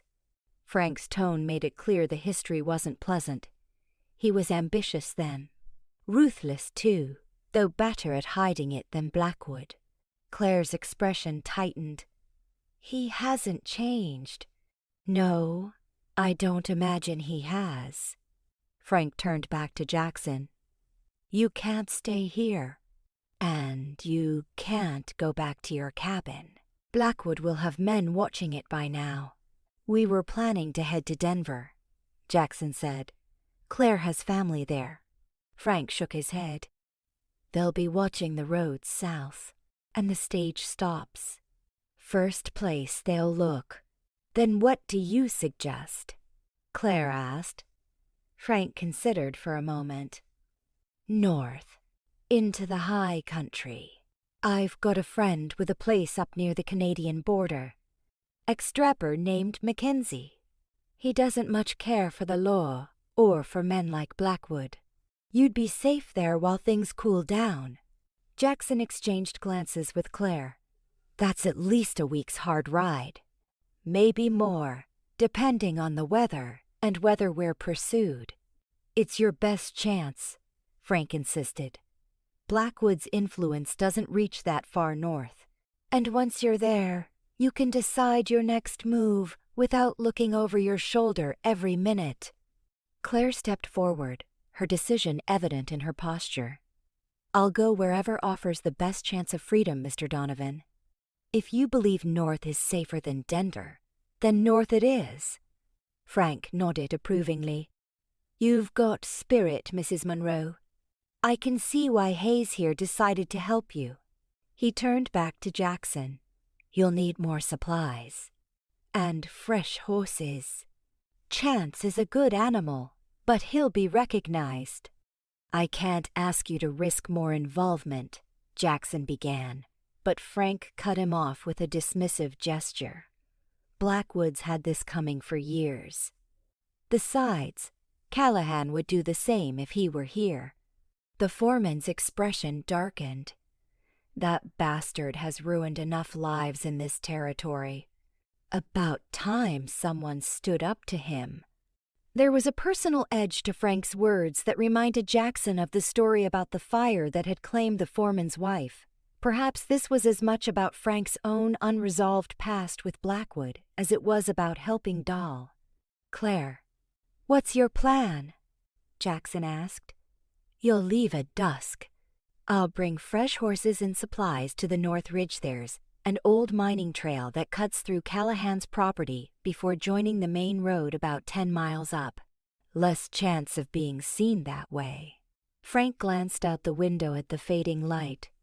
That gives us about 2 hours to prepare. As Frank outlined the details of their escape, Jackson watched Claire. Despite the danger, despite the uncertainty of what lay ahead, there was a new determination in her bearing. The frightened woman he'd found by the creek just a day earlier was transforming before his eyes into something stronger, a survivor. And as for himself, for the first time in years, Jackson felt the stirring of something beyond mere existence, a purpose that went deeper than the day-to-day work of ranch life. He had committed to seeing Claire to safety, and he would honor that commitment, whatever the cost. The sun had nearly disappeared behind the western mountains when they set out, the first stars appearing in the deepening blue of the sky. True to his word, Frank had delivered 2 fresh horses-strong, sure-footed animals better suited to the rough terrain ahead than Chance would have been. He'd also provided additional supplies: food, ammunition, warm clothing, and a small pouch of money that he pressed into Jackson's hand despite his protest. Callahan's orders, Frank said firmly. He sends his regards and says to tell Mrs. Monroe that any enemy of Blackwood's is a friend of Double Creek. Claire, now dressed in men's clothing that fit her somewhat better than Jackson's had presumably borrowed from young Will Callahan, looked momentarily overcome. Please thank him for his kindness. I won't forget it. Frank nodded, then turned to Jackson. Follow the North Fork of the river. It'll lead you straight to Mackenzie's place. I've sent word ahead that you're coming. He hesitated, then added, Watch yourself, Hayes. Blackwood doesn't forgive easily, and he doesn't forget at all. I'll keep that in mind, Jackson replied, extending his hand. The 2 men shook, an unspoken understanding passing between them. With final farewells exchanged, Jackson and Claire mounted their horses and set off along the narrow mining trail Frank had indicated. They rode in silence, focusing on the treacherous path as it wound through dense forest and over rocky terrain. Only when they reached the ridge overlooking the valley did they pause, looking back at the world they were leaving behind. In the distance, the lights of the Double Creek main house glowed warmly against the gathering darkness. Beyond that, far to the east, the more imposing silhouette of Blackwood Ranch loomed like a fortress. Between them lay miles of contested trod, grazing land, the physical manifestation of a feud that had simmered for years and was now threatening to boil over. I've never been this far north, Claire said softly, her breath visible in the cooling evening air. It's strange to think that just yesterday morning, I was preparing to become Mrs. Harlan Blackwood. Jackson glanced at her profile, illuminated by the faint silver light of the rising moon. Having second thoughts? Claire turned to meet his gaze, her expression resolute. Not for a moment. I'd rather face whatever lies ahead than spend a single day as that man's wife. After a pause, she added more quietly, I'm only sorry to have dragged you into my troubles. You didn't drag me anywhere, Jackson corrected her. I made my choice, same as you made yours. A small smile touched Claire's lips. Yes, I suppose you did. She looked ahead to the dark expanse of wilderness before them. Shall we continue, Mr. Hayes? I believe we have quite a journey ahead of us. Jackson nodded, and they urged their horses forward, leaving the valley and its conflicts behind as they ventured into the unknown territory beyond the ridge. As they rode, Jackson found himself aware of Claire in a way that went beyond concern for her safety or the practicalities of their journey. There was something about her quiet strength, her determination in the face of adversity, that resonated with him on a level he hadn't experienced in years. It was a complication he hadn't anticipated and one that would make the journey ahead even more challenging than he'd initially thought. The first 3 days of their journey passed without incident. They kept to the less-traveled paths Frank had recommended, moving steadily northward while avoiding the small settlements scattered throughout the territory. By day, they rode through dense forests and across open meadows, always alert for signs of pursuit. At night, they made camp in sheltered locations, taking turns standing watch. Claire proved to be a more capable traveling companion than Jackson had expected. Despite her privileged upbringing, she adapted quickly to the rigors of the trail, never complaining about the hard ground, simple food, or physical discomfort. She was an excellent horsewoman, as she'd claimed, handling her mount with the easy confidence of someone who'd spent years in the saddle. On the evening of the 3rd day, they made camp in a small clearing beside a stream, sheltered by a rocky overhang that would protect them from the rain clouds gathering on the horizon. While Jackson built a small, nearly smokeless fire, Claire tended to the horses, brushing them down and ensuring they were securely tethered where they could graze. They're good animals, she commented as she joined Jackson by the fire. Strong and steady. Your foreman chose well. Jackson nodded, handing her a plate of the simple stew he'd prepared. Frank doesn't do anything halfway, especially when it comes to horses. They ate in companionable silence, the only sounds the soft crackling of the fire and the distant call of a night bird. As they finished their meal, the first drops of rain began to fall, pattering gently on the leaves overhead, while the overhang kept their small camp dry. Tell me about this Mackenzie, Claire said, setting aside her empty plate. The man we're going to see. Jackson leaned back against his saddle, considering how to describe the eccentric former trapper. He's different. Lived alone in the mountains for most of his life, trapping and trading. Frank says they met during the war fought together at Shiloh. After, Mackenzie came west and never looked back. He poked at the fire with a stick, sending sparks dancing upward. He's not much for company, from what I hear, but he's loyal to his friends and hates injustice. Frank seems to think he'll help us. And you? Do you think he will? Jackson shrugged. I've learned not to count on anything or anyone too much. But if Frank trusts him, that's good enough for me. Claire studied him across the fire, her expression thoughtful. That's a lonely way to live, Jackson. Not counting on anyone. Maybe, he acknowledged, but it's safer. Safer, Claire repeated. But is it better?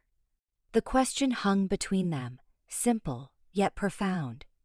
Jackson didn't have an answer, or at least, not one he was ready to articulate. Instead, he changed the subject. We should reach the North Fork of the river by car tomorrow evening. Once we're there, we'll be harder to track. Mackenzie's place is another 3 days beyond that, if the weather holds. Claire allowed the diversion, though her eyes suggested she hadn't missed his evasion. And if Blackwood's men catch up to us before then? They won't, Jackson said with more confidence than he felt. We've been careful. No fires during the day, staying off the main trails. We've got a good lead. But if they do, Claire persisted, what then? Jackson met her gaze directly. Then I'll deal with them. You make it sound so simple. It is simple, he replied. Getting you to safety is what matters. Whatever that takes. Claire shook her head slightly. My safety isn't worth your life, Jackson. That's not your decision to make. A flicker of frustration crossed Claire's face. Why are you doing this? Really? You barely know me. You've given up your job, your home, risked your life all for a stranger. Why? The directness of the question caught Jackson off guard. He'd been asking himself the same thing over the past few days, never quite settling on an answer that satisfied him. Now, faced with Claire's demand for honesty, he found himself searching for words to explain something he wasn't sure he fully understood himself. When I found you by that creek, he began slowly, you reminded me of someone I knew a long time ago. Someone who needed help and didn't get it.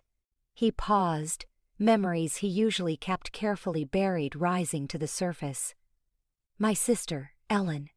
She was 17 when she married a man our family thought was respectable. Turned out he wasn't. By the time I realized how bad things were, it was too late. Claire's expression softened. What happened to her? She died, Jackson said simply. Fell down the stairs, according to her husband. No witnesses, no questions asked. Just another tragic accident. The bitterness in his voice was unmistakable.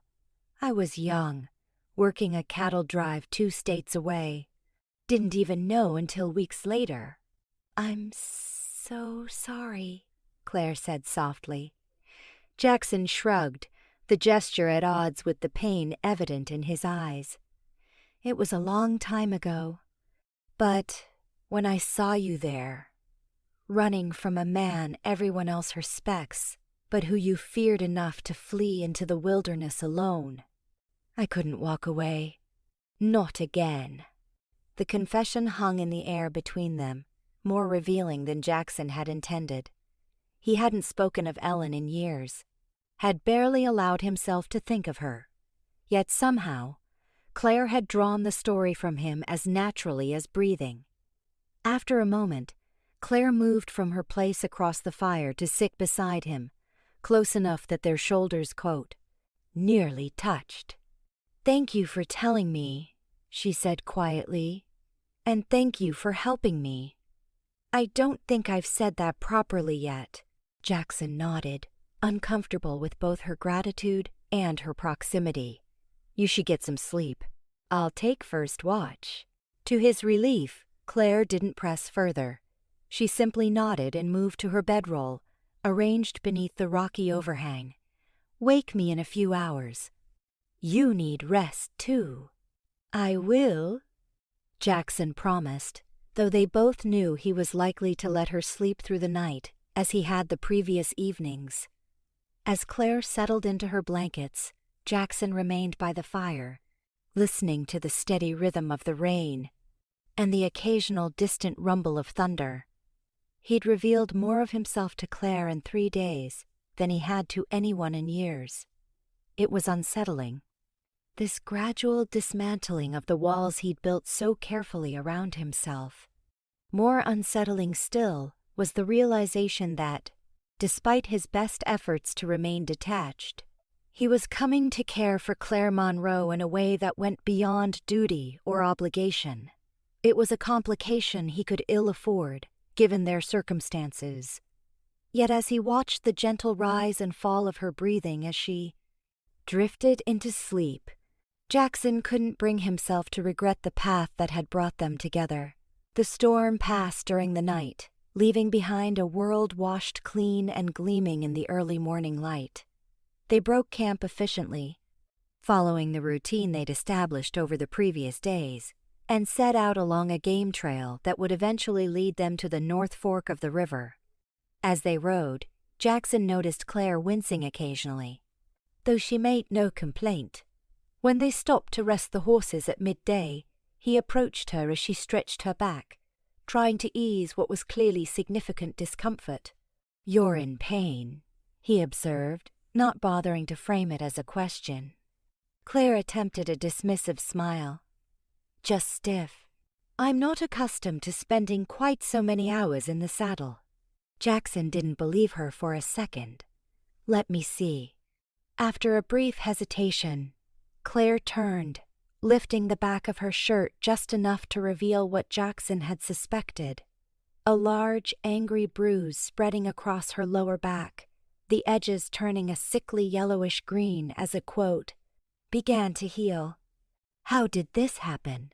he asked, keeping his voice neutral despite the anger that flared within him. Claire lowered her shirt, not meeting his eyes. "When I was escaping, one of Blackwood's men caught me at the stables. There was a struggle before I got away." The deliberate vagueness of her description told Jackson there was more to the story than she was sharing. "Did he hurt you in other ways?" No, Claire said quickly. "No, I managed to discourage him before it went further." A hint of grim satisfaction entered her voice. "He'll be sporting his own bruises, I imagine, along with a rather nasty cut where I introduced his face to a pitchfork." Despite the seriousness of the situation, Jackson couldn't help the smile that tugged at his lips. "Remind me never to corner you in a stable." A matching smile briefly brightened Claire's face before she sobered again. "I should have told you about the injury. I didn't want to slow us down." "Riding with that kind of bruising can't be comfortable," Jackson said, already rummaging through his saddlebags. He produced a small tin similar to the one he'd used on her blistered feet. "This might help. It's a salve an old Blackfoot woman taught me to make. Good for bruises and sprains." Claire accepted the tin with a grateful nod. "I'll apply it when we make camp tonight." "We could stop now," Jackson offered. "Rest here a while longer." "No," Claire said firmly. "I'd rather put more distance between us and any pursuit." "I can manage." Jackson studied her for a moment, recognizing the determination in her eyes. It was the same determination that had driven her to flee her wedding, to endure days of hard travel without complaint, to face an uncertain future rather than submit to a life she couldn't accept. He nodded once, respecting her decision. "We'll reach the river by nightfall," he said. "The terrain gets rougher from there, but there are more places to hide if we need to." They remounted and continued their journey, Jackson keeping a closer eye on Claire than before, noting the occasional tightening around her eyes that betrayed her discomfort despite her efforts to conceal it. He found himself admiring her resilience even as he worried about the toll their hard travel was taking on her. As the afternoon wore on, the landscape gradually changed, the forests growing denser and the terrain more rugged. They were entering the true wilderness of the Northern Territory, a place few settlers ventured and even fewer called home. It was beautiful in its untamed way-pristine forests, crystal-clear streams, and expansive views of mountain ranges stretching to the horizon. They had just crested a rise overlooking a broad valley when Jackson raised his hand in a signal to stop. Claire pulled her horse alongside his, following his gaze to the valley below. "What is it?" she asked, her voice hushed. "Smoke," Jackson replied, pointing to a thin column rising from the trees about a mile distant. Campfire, from the look of it. Claire tensed. Blackwood's men? We can't avoid it entirely, Jackson added, studying the terrain with a critical eye. The river crossing is just beyond those trees, but we can circle wide, approach from the east instead of following the trail down. Claire nodded, trusting his judgment. Lead the way. They guided their horses along a game trail that skirted the edge of the valley, keeping to the cover of the trees whenever possible. Jackson remained vigilant, scanning their surroundings for any sign of movement or danger. As they neared the source of the smoke, he signaled for Claire to remain back while he dismounted and moved forward on foot to investigate. Crouching low, Jackson made his way through the undergrowth until he had a clear view of the campsite. 4 men were gathered around a fire, their horses tethered nearby. Even from this distance, Jackson recognized 2 of them, Reed and Thompson, the men who had confronted him at the line shack. The other 2 were unfamiliar, but their manner and equipment marked them as professional trackers or bounty hunters rather than ordinary ranch hands. Jackson's stomach tightened. Somehow, Blackwood's men had gotten ahead of them, positioning themselves near the river crossing that had been a crucial part of Frank's suggested route. It was too much of a coincidence to be look they must have anticipated this path or received information about their intended direction. Moving carefully back to where Claire waited, Jackson quickly explained what he'd seen. They've set up at the main crossing. They know we're heading north. Fear flashed briefly across Claire's face before being replaced by determination. How? We've been so careful. Someone talked. Or Blackwood guessed. Jackson's mind was already working through their options. The important thing is they're waiting, not pursuing. They don't know exactly where we are. What do we do now? Is there another crossing? Jackson considered for a moment. There's a place about 5 miles upstream. It's rougher, the river's narrower there, but faster. Not many know about it. He glanced at the sky, noting the position of the sun. We can make it before dark if we hurry. Without further discussion, they set off, pushing their horses harder than they had dared before. The terrain became increasingly difficult as they moved away from the established trails, forcing them to dismount and lead the animals through particularly treacherous stretches. By the time they reached the alternate crossing, the sun was low on the horizon, casting long shadows across the rushing water. The river was indeed narrower here, but the current was visibly stronger, swirling and foaming around the rocks that jutted from its surface. It's higher than I expected, Jackson said, frowning as he assessed the crossing. The spring melt must be running late this year. Claire studied the turbulent water. Can we make it across? Yes, but it won't be easy. We'll need to be careful. Jackson turned to her, his expression serious.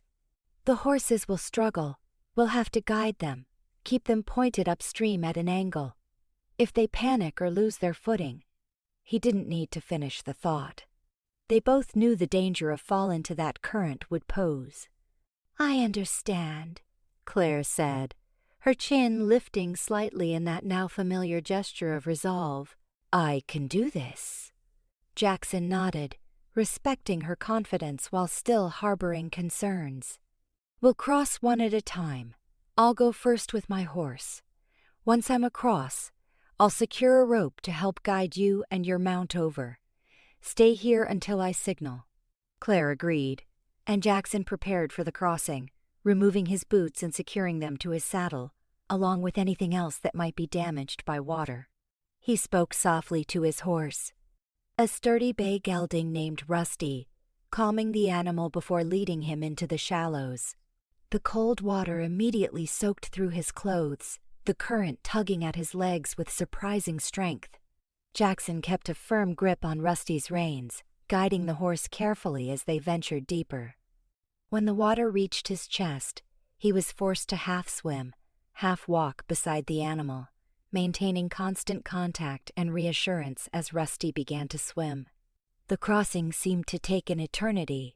though in reality it was perhaps only minutes. Twice, Rusty nearly lost his footing on the slippery riverbed, and once the current nearly swept Jackson away when his hand slipped from the saddle. But finally, they reached the opposite bank, both soaked and breathing hard from the exertion. After ensuring Rusty was secure, Jackson quickly tied a length of rope around his waist and waded back into the river, bringing the other end with him. When he had gone as far as was safe, he called out to Claire, "Tie this around your waist, then to your saddle horn. It will give you something to hold on to if you slip." Claire followed his instructions, securing the rope before cautiously leading her horse into the water. Jackson could see the momentary shock on her face as the cold water enveloped her, but she pressed forward determinedly, maintaining the upstream angle he had demonstrated. All went well until they reached the deepest part of the crossing. Claire's horse, less experienced than Rusty, balked at the swift current, rearing slightly in panic. Claire maintained her grip on the reins, speaking soothingly to the frightened animal, but the moment's hesitation was costly. The current caught them, pushing horse and rider downstream toward a series of jagged rocks. "Claire!" Jackson shouted, immediately plunging back into the river. He pulled hard on the rope connecting them, fighting against the current as he moved to intercept their drift. Claire was struggling to keep her head above water while still controlling her panicking horse. The animal's thrashing made it nearly impossible for her to swim, and Jackson could see she was rapidly tiring. With a final desperate lunge, he reached her, grabbing the horse's bridle with one hand while wrapping his other arm around Claire's waist. "I've got you," he gasped, his voice barely audible over the rushing water. Together, they managed to guide the terrified horse away from the rocks and toward the shore. By the time they staggered onto the bank, all three were exhausted, soaked, and shivering in the cooling evening air. Jackson helped Claire from the water, supporting her as her legs threatened to give way beneath her. For a moment, they stood close together, her head resting against his chest as she caught her breath. Jackson was acutely aware of her in that moment, the warmth of her body despite her wet clothes, the scent of her hair, the trust implicit in the way she leaned against him. "Thank you," she murmured finally, pulling back to look up at him, water streaming from her hair down her face. "That's twice now you've saved me from drowning." Jackson managed a small smile. "Let's not make it a habit." Claire's answering laugh was breathless but genuine. "Agreed." They quickly set about making a small, sheltered camp, knowing they needed to warm up before the rapidly falling temperature led to more serious problems. Jackson built a fire in the lee of a large boulder that would help conceal the light while reflecting the heat. They took turns changing into dry clothes, turning their backs to give each other privacy, then hung their wet garments near the fire to dry. "We should be safe here for the night," Jackson said, as they huddled close to the flames, wrapped in blankets. "With the river between us and Blackwood's men, we've bought ourselves some time." Claire nodded, her gaze fixed on the dancing flames. "They won't give up easily, will they?" "No," Jackson answered honestly. "Blackwood's not a man who accepts defeat. And now it's not just about getting you back, it's about saving face. You've humiliated him in front of the entire territory." "That wasn't my intention," Claire said softly. "Doesn't matter. It's how he sees it." Jackson added another small branch to the fire. "A man like Blackwood values control above all else. You've shown everyone that he doesn't have as much of it as he thought." Claire was quiet for a long moment before speaking again. "I keep thinking about what might have happened if I hadn't overheard that conversation. If I had gone through with the wedding, become his wife." A slight shudder ran through her that had nothing to do with her damp clothes. "I would have been trapped." "But you weren't," Jackson reminded her gently. "You made a different choice." "Yes?" She turned to look at him directly, firelight reflecting in her green eyes. "And then you made yours, to help me. I don't think I fully understood what that meant until today, seeing those men at the crossing, realizing they won't stop hunting us." Her voice dropped lower. "Hunting you, because of me." Jackson shook his head. "I knew what I was getting into." "Did you?" Claire challenged softly. "Did you know you'd be giving up everything, your job, your home, your safety for a woman you just met?" "Maybe not everything," Jackson admitted, "but enough to make the choice with open eyes." He met her gaze steadily. "And I'd make the same choice again." Something shifted in Claire's expression, a softening, a warming that went beyond the physical heat of the fire. "Why?" she asked, echoing her question from days earlier, but this time with a different quality to it. Not demanding an explanation, but seeking understanding.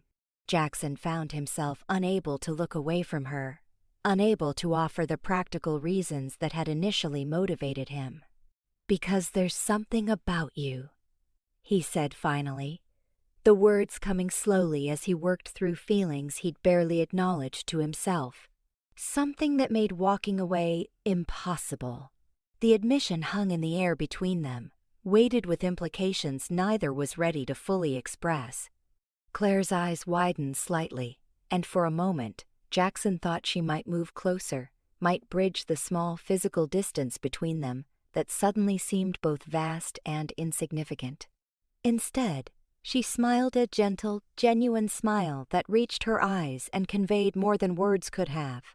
"I'm glad you didn't walk away, Jackson Hayes." The moment stretched between them, fragile and charged with unspoken emotion.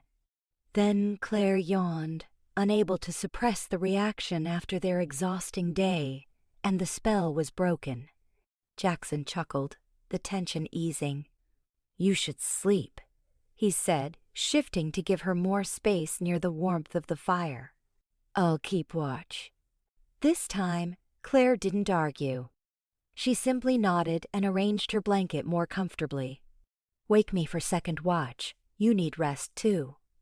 "I will," Jackson promised, though they both knew he likely wouldn't. As Claire drifted into sleep, Jackson remained alert, listening to the sounds of the wilderness around them, while his thoughts turned over the events of the day.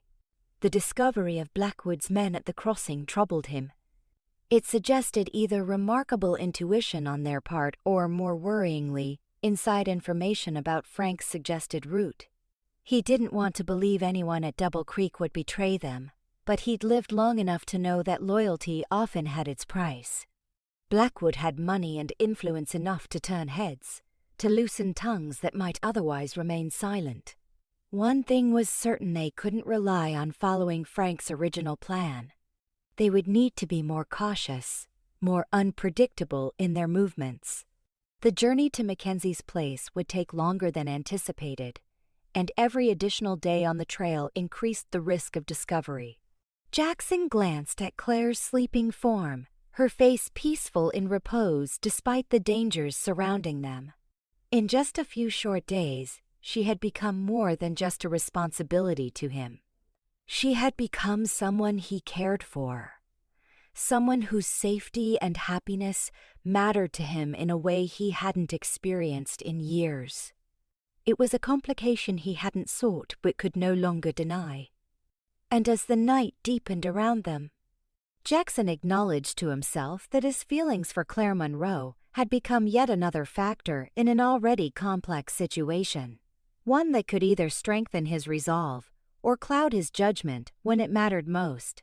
The next morning dawned clear and cool, a hint of autumn in the air despite the summer season. They broke camp early, eager to put more distance between themselves and the river crossing where Blackwood's men had been stationed. "We'll need to adjust our route," Jackson explained as they saddled the horses. "Stay off the main trails completely, even the lesser-known ones. It will be slower going, but safer." Claire nodded, her expression resolute. How much farther to this Mackenzie's place? At this pace, probably 4 or 5 days. Jackson secured the last of their supplies to his saddle. The terrain gets rougher from here, more mountains, fewer passes, but that works in our favor harder for Blackwood's men to predict which way we'll go. They set out, Jackson leading the way through a dense forest of pine and spruce that gradually gave way to a steeper, rockier landscape. The horses picked their way carefully along game trails barely visible to the untrained eye, while Jackson constantly scanned their surroundings for signs of danger or pursuit. By midday, they had climbed high enough to glimpse the vast expanse of wilderness, stretching northward, endless forest, broken occasionally by the silver ribbon of a river or the jagged thrust of a mountain peak. It was beautiful and intimidating in its vastness, a reminder of how small they were against the backdrop of this untamed land. "It's breathtaking," Claire said softly, reining her horse to a stop beside Jackson's. "I've lived in Montana all my life, but I've never seen it like this." Jackson nodded, understanding what she meant. Most people don't. They stay close to towns, to civilization. This, he gestured toward the panorama before them. This is the real Montana. "Is that why you came west?" Claire asked, glancing at him curiously. "For this?" Jackson considered the question. "Partly. After Ellen died, I couldn't stay in Kentucky. Too many memories, too much anger with nowhere to put it." He shrugged slightly. "Out here, a man can breathe, can leave the past behind, at least for a while." "But it follows you anyway," Claire observed quietly. "The past. Some of it," Jackson acknowledged. "The important parts." They continued on, the conversation turning to more practical matters, as the trail narrowed and required their full attention. By late afternoon, they had descended into a sheltered valley, where a small, clear lake nestled against the base of a cliff face. "We'll camp here tonight," Jackson decided, dismounting. "Good water, good cover, and the cliff at our backs means no one can approach from that direction." As they set up their camp with the efficiency born of practice, Jackson noticed Claire moving more easily than she had the previous day. "Your back is better?" he asked, as they gathered firewood. Claire nodded. "Your salve helped. So did the cold river water, oddly enough." A wry smile touched her lips. "Though I wouldn't recommend that particular remedy." Jackson chuckled, pleased to see her spirits remained high despite their circumstances. "I'll keep that in mind." As darkness fell, they kept their fires small, just enough to prepare a hot meal and provide minimal warmth. The nights were growing cooler as they moved northward and higher into the mountains, a reminder that summer would eventually give way to fall and then the harsh Montana winter. "What will you do?" Claire asked as they sat beside the fire, their meal finished.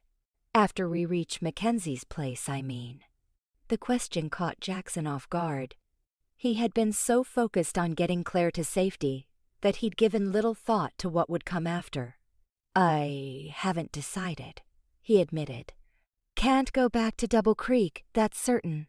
Blackwood has too long a reach in that part of the territory." "Because of me," Claire said, a note of regret in her voice. "Because of choices we both made," Jackson corrected her gently. "No point second-guessing them now." Claire studied him across the small flames. "You could come to Denver with me. Once things settle down, I mean. There would be work there for a man with your skills." The offer was unexpected, and Jackson found himself oddly moved by it. "I'll consider it," he said, though in truth the thought of returning to a city, even one as relatively small as Denver, held little appeal.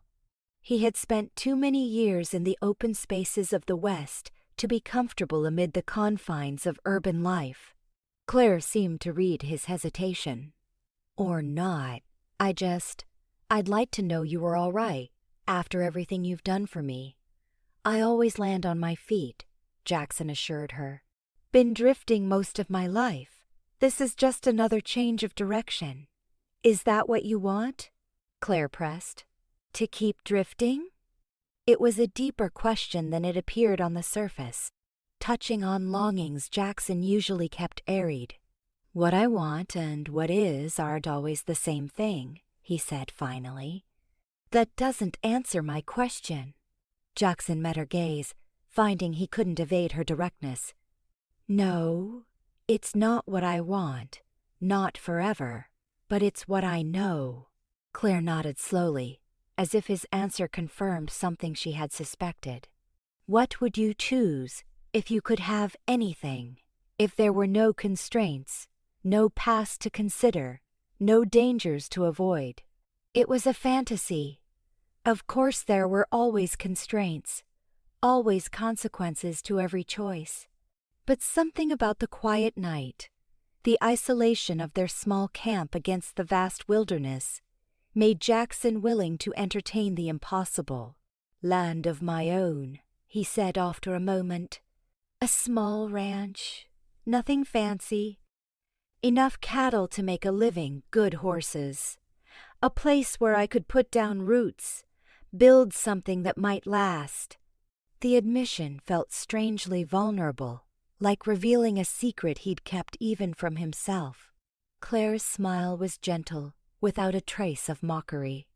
That sounds lovely, peaceful. It's just a dream, Jackson said, suddenly uncomfortable with having revealed so much. What about you? What would you choose, if you could have anything? Claire's expression turned thoughtful. Freedom, first and foremost. The right to make my own choices, live on my own terms. She paused, then added more softly, and someone to share it with who sees me as a partner, not a possession. Someone who understands that loving someone means wanting their happiness as much as your own. The words hung in the air between them, weighted with meaning beyond their simple surface. Jackson found himself unable to look away from Claire's face, illuminated by the flickering firelight, her eyes reflecting both vulnerability and strength. That doesn't seem like too much to ask, he said quietly.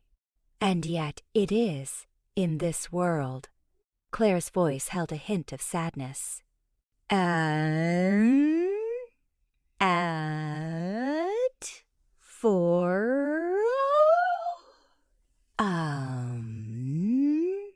They fell silent then, each lost in their own thoughts, as the fire burned low and the stars wheeled overhead in their eternal patterns.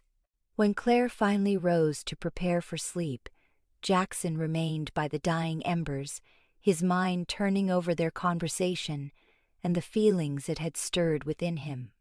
He had told Claire the truth: he had always been a drifter, never staying in one place long enough to form attachments that couldn't be easily severed when it was time to move on. It had been a deliberate choice after Ellen's death, a way of protecting himself from further loss and disappointment. But now, for the first time in years, he found himself imagining the different future one that involved staying rather than leaving, building rather than merely existing. And, most surprisingly, it was a future he couldn't envision without Claire in it. The realization was both exhilarating and terrifying. They had known each other barely a week, were in the midst of a dangerous flight from a powerful enemy, and came from worlds so different they might as well have been separate countries. Any sensible man would recognize the impossibility of it, the foolishness of allowing such feelings to develop. Yet as Jackson finally settled into his bedroll, taking the first watch as always, he couldn't deny the truth of what was happening. Against all odds, against all reason, he was falling in love with Claire Monroe, and there wasn't a damn thing he could do about it. The next morning brought a change in the weather, clouds rolling in from the west with the promise of rain later in the day. They broke camp early, eager to make progress before the weather deteriorated.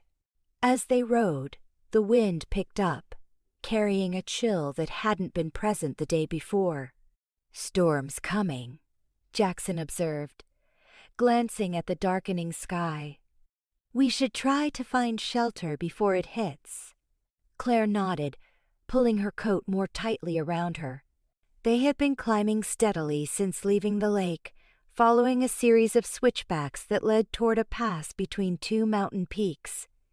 The terrain was increasingly rugged, the trail sometimes disappearing entirely, forcing them to pick their way carefully across fields of loose shale and around massive boulders. By midday, the first fat droplets of rain began to fall, quickly intensifying into a steady downpour that reduced visibility and made the already treacherous footing even more dangerous. Jackson called a halt beneath a stand of spruce trees that offered minimal protection, considering their options. "There's an old hunting cabin about 2 miles ahead, if I remember right," he told Claire, raising his voice to be heard over the drumming of rain on the pine needles above. "It's not much, but it would be dry." Claire pushed wet hair from her face, nodding her agreement. "Lead on.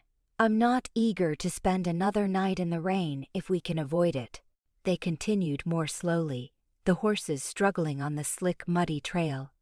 Thunder rumbled in the distance, drawing steadily closer as the storm intensified. Jackson kept a sharp eye on their surroundings, alert not only for danger from Blackwood's men, but also from the storm itself. Lightning strikes were a real threat in the open mountainous terrain. It was with considerable relief that he finally spotted the hunting cabin, a small, crude structure nestled against the side of the mountain.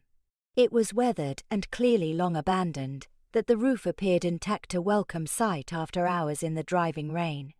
They dismounted, leaving the exhausted horses to a lean-to attached to one side of the cabin that would provide some shelter for the animals. Jackson approached the cabin door cautiously, hand resting on his holstered revolver in case the structure had other occupants. Finding it empty, he ushered Claire inside, out of the worst of the storm. The interior was a single room, dusty and cobwebbed, but blessedly dry. A stone fireplace dominated one wall, while rough-hewn furniture, a table, 2 chairs, and a narrow bed frame with a moldering mattress filled the rest of the space. It was far from luxurious, but compared to another night exposed to the elements, it seemed almost welcoming. "Home, sweet home," Jackson said with a wry smile, setting down their saddlebags. "At least for tonight." Claire returned his smile, water dripping from her sodden clothes to form puddles on the wooden floor. "It's perfect, though I think we might be past salvaging," she added, gesturing to their drenched state. "Let's get a fire going," Jackson suggested, moving to the fireplace. "Then we can hang these things to dry." He found a small supply of firewood stacked beside the hearth, dusty but dry enough to burn. Soon, a cheerful blaze was crackling in the fireplace, casting welcome warmth and light throughout the cabin. They hung their wet outer garments on a line Jackson rigged across the room, then sat close to the fire, wrapped in blankets as they waited for the worst of the chill to subside. The storm continued to rage outside, rain lashing against the small windows and wind howling around the eaves of the cabin. Despite the noise, there was something undeniably cozy about their shelter. The warm glow of the fire, the gradually increasing warmth, the sense of having found refuge, however temporary, from both the elements and their pursuers. "Do you think they're still looking for us in this?" Claire asked, nodding toward the window where rivulets of water streamed down the glass. "Probably not actively," Jackson replied. "Even Blackwood's men have to take shelter sometime. But they won't give up. They'll resume the search once the weather clears." Claire sighed, leaning back against the wall beside the fireplace. "Sometimes I wonder if we'll ever truly be free of them, if I'll ever be able to stop looking over my shoulder, waiting for Blackwood to appear." "We will," Jackson assured her, his voice firm with conviction. "Once we reach Mackenzie's place, we can plan our next steps. Maybe head to Canada, or further west to the coast, somewhere beyond Blackwood's influence." "We?" Claire repeated, her eyes finding his across the small space between them. Jackson hadn't realized he'd used the plural until she pointed it out. "I just meant," he began, then stopped, uncertain how to explain what he'd meant without revealing more than he was ready to. Claire saved him from having to finish the thought. "I'm glad," she said simply. "I wouldn't want to face whatever comes next alone." The admission, quietly spoken yet filled with trust, touched something deep within Jackson. "You won't have to," he promised, the words emerging before he could consider their implications. "Not as long as I have any say in the matter." A smile warmed Claire's expression, reaching her eyes in a way that made the small cabin seem suddenly brighter. "Thank you." They remained by the fire as the afternoon faded into evening, sharing the last of their provisions: dried meat, hard bread, and coffee brewed in a battered pot Jackson found hanging beside the fireplace. The storm showed no sign of abating, the wind occasionally gusting with enough force to rattle the cabin's shutters. "Looks like we're here for the night," Jackson observed, adding another log to the fire. "Maybe longer, if this keeps up." Claire nodded, sipping her coffee. "At least we're dry, and I doubt anyone will be searching for us in this weather." "True enough." Jackson settled back in his chair, stretching his legs toward the fire. "We should use the time to rest. The next stretch is going to be the hardest yet higher elevation. Fewer trails. How much farther to Mackenzie's place?" 2, maybe 3 days if the weather cooperates." Jackson's expression turned thoughtful. "Once we're over the next pass, we'll be in different territory. Fewer settlements, more wilderness. Blackwood's influence doesn't reach as far there." "That sounds promising," Claire said, the note of cautious hope in her voice. "It is, but it's also harsher country. Less forgiving if we make a mistake." Jackson didn't want to alarm her, but she deserved the truth. "We'll need to be careful, especially with winter coming on. The weather can change fast in the high country, even this early in the season."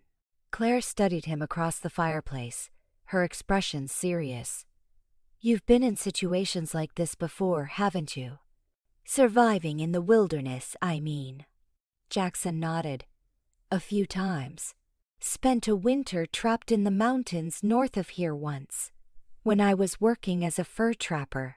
Got caught in an early blizzard. Had to hole up in a cave until spring thaw." "Alone?" Claire asked. "With one other man. Old trapper named Jonah." A ghost of a smile touched Jackson's lips at the memory. "Orneriest bastard I ever met. But he knew how to survive. Taught me a lot during those months." "What happened to him?" "Died the next winter. Fell through the ice on a lake up near the Canadian border."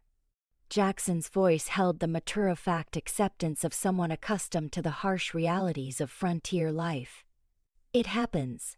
The wilderness doesn't forgive mistakes." Claire was quiet for a moment, absorbing this. "And yet you stayed, kept living this life, despite the dangers."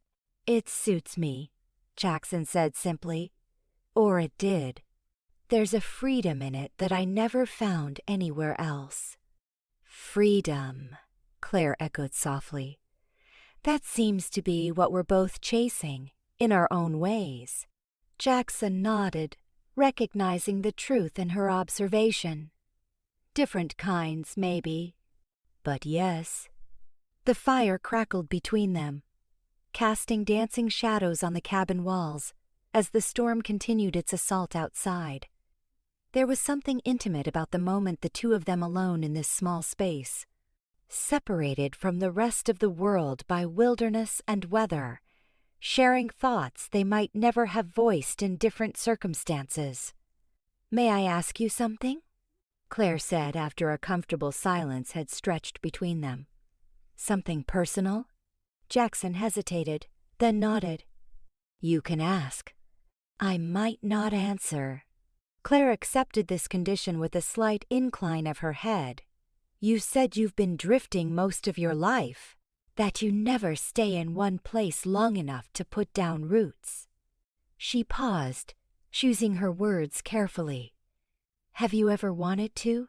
Have there been places, or people, that made you consider stopping?" It was a deeper question than it appeared on the surface, touching on choices and regrets that Jackson rarely examined too closely. Yet he found himself answering honestly.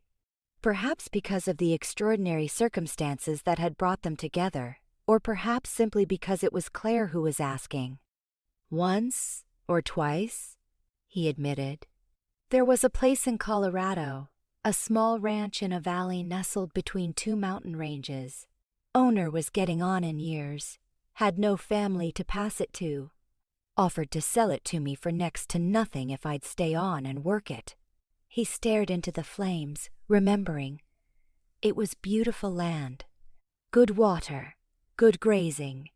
The kind of place a man could build a life. "Why didn't you?" Claire asked softly.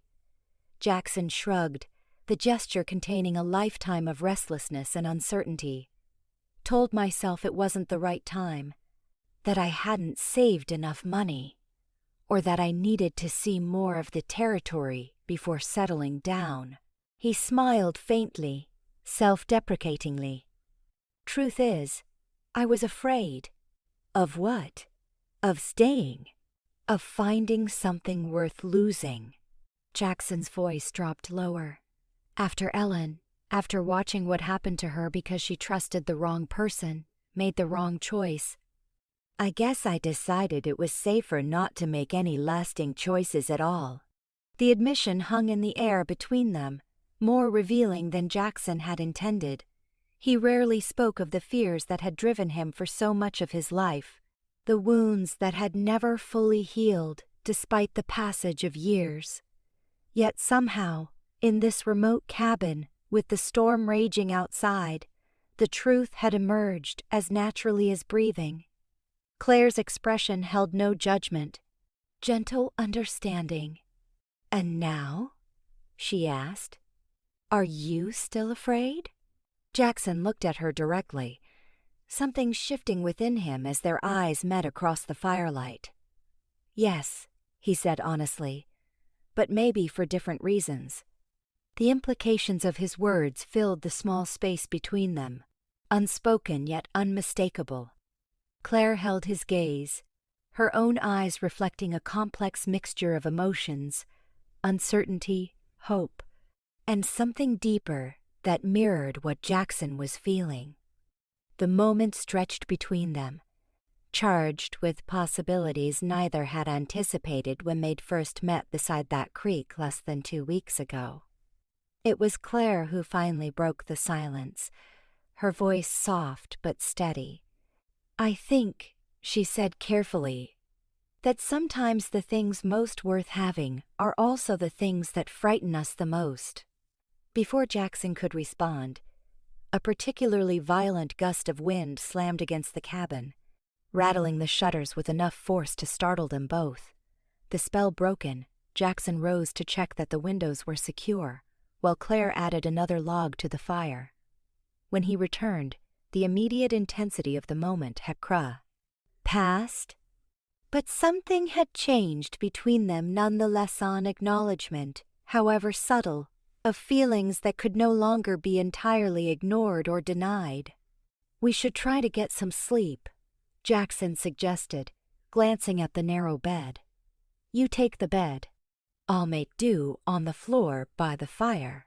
Claire looked as if she might protest, but then nodded, moving to arrange her blankets on the dusty mattress. Jackson spread his own bedroll on the wooden floor, close enough to the fire to benefit from its warmth, but maintaining a respectful distance from Claire's resting place. As the storm continued its assault on their small shelter, they settled into their respective beds, the only light in the cabin coming from the dancing flames in the fireplace. "Good night, Jackson," Claire said softly from the darkness. "Good night, Claire," he replied, listening to the rhythm of her breathing as it gradually slowed and deepened with sleep. Jackson remained awake longer, staring into the fire as he considered the path that had led him here and the uncertain future that lay ahead. For so many years, he had defined himself by his solitude, by his ability to leave any place or situation without regret or backward glance. It had been both his strength and his prison, allowing him to survive while preventing him from truly living. Now, in the most unlikely of circumstances, he had found someone who made him question that carefully constructed existence. Someone who made him wonder if there might be something worth the risk of staying, of committing, of opening himself to the possibility of both joy and pain. As he finally drifted toward sleep, lulled by the crackling of the fire and the steady drumming of rain on the roof, Jackson acknowledged what he had been reluctant to admit even to himself. Whatever happened in the days ahead, he could no longer imagine a future that didn't include Claire Monroe. The storm raged throughout the night, finally beginning to abate as dawn approached. Jackson, who had slept fitfully at best, rose early to check on the horses and assess their situation. Outside, the world was transformed. Streams had become torrents, paths had turned to mud, and branches littered the ground where the wind had torn them from trees. When he returned to the cabin, he found Claire already awake, rekindling the fire from the few remaining embers. "How does it look out there?" she asked, glancing up as he entered. "Not good," Jackson admitted, removing his wet coat. "Trails washed out in places. And there's more weather coming. I can feel it in the air." Claire's expression grew concerned. "Can we continue?" Jackson considered their options. Pressing on in these conditions would be dangerous, especially in the higher elevations they needed to cross. But staying put too long increased the risk of discovery once Blackwood's men resumed their search. "We'll give it a few hours," he decided. "Let things dry out a bit. Then we'll try to make it at least to the next ridge. There's better shelter there, an old mining camp, if I remember right." Claire nodded, accepting his judgment. They spent the morning drying the last of their clothes and repacking their supplies, preparing for what promised to be difficult travel. By midday, the rain had stopped entirely, though dark clouds still loomed ominously on the horizon. "We should move while we can," Jackson said, studying the sky. "That next storm won't hold off forever." They saddled the horses and set out, immediately encountering the challenges Jackson had anticipated. The trail was treacherous, slick with mud and occasionally blocked by debris from the storm. Several times they were forced to dismount and lead the horses through particularly dangerous stretches, their progress painfully slow. As the storm finally subsided the next morning, Jackson and Claire continued their journey north, ever vigilant for signs of pursuit. After 2 more days of hard travel through increasingly rugged terrain, they finally spotted a thin plume of smoke rising from a small valley below Mackenzie's cabin. The old trapper greeted them with gruff hospitality, his weathered face breaking into a rare smile when Jackson explained who had sent them. "Any friend of Frank Donovan's is welcome here," he declared, ushering them inside his surprisingly comfortable home. Over the next week, as they recovered from their journey, Claire and Jackson grew closer, their feelings impossible to deny. Meanwhile, news reached them through Mackenzie's occasional visitors. Blackwood had called off the search, forced to accept his humiliation after the governor himself had taken an interest in the case, disturbed by reports of the cattle baron's treatment of women. "You're free," Jackson told Claire one evening as they walked along the edge of the lake near Mackenzie's cabin. "You could go to Denver now, start fresh with your aunt." Claire studied his face in the fading light. "And what about you, Jackson Hayes? What will you do now?" Jackson took a deep breath, finally ready to stop running from what he wanted most. "I was thinking I might head west. There's good land in the valleys beyond these mountains. A man could build something there, something lasting." "Alone?" Claire asked softly. Jackson reached for her hand, his heart racing. "That depends on you, Claire Monroe. I know we've only known each other a short time, but I can't imagine a future without you in it." Tears filled Claire's eyes as she squeezed his hand. "I've never felt more myself than I have with you, Jackson. You saw me as a person, not a possession. You risked everything to help me without asking anything in return." "And I'd do it all again," he said, drawing her closer. "Then let's build that future together," Claire whispered, her face tilted up to his.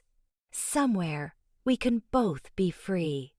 Their kiss was gentle at first, then deepened with the promise of all that lay ahead. When they finally broke apart, Jackson pressed his forehead to hers. "I was a drifter my whole life, never staying anywhere long enough to call it home. But home isn't a place, is it? It's where you belong." "And where do you belong, Jackson Hayes?" Claire asked, though she already knew the answer. "With you," he said simply. "You were running for your life when I found you, but in saving you, I found something I never knew I was missing." 3 months later, they stood together on the porch of their newly built cabin in a verdant valley west of the mountains. The small ranch wasn't much yet, just a sturdy cabin, a barn, and a corral with a few horses. But it was theirs. With Claire's inheritance from her aunt and Jackson's knowledge of ranching, they had everything they needed to start their new life. As the sun set over their land, Jackson wrapped his arms around Claire, marveling at how his life had changed since that fateful day he'd found a runaway bride beside a creek. She had been his last hope for redemption after years of aimless wandering, just as he had been her last hope for escape from a life of subjugation. "No more running," Claire said softly, leaning back against his chest. "No more running," Jackson agreed, placing a gentle kiss on her temple. "We're home." In the distance, the mountains where they had fled stood silhouetted against the darkening sky, a reminder of the journey that had brought them together and the obstacles they had overcome. But here, in this valley, they had found more than just safety. They had found purpose, belonging, and a love neither had dared to hope for. The runaway bride and the drifting ranch hand had become each other's salvation, proving that sometimes the greatest journeys aren't measured in miles traveled, but in the distance between who we were and who we become when we find the courage to follow our hearts.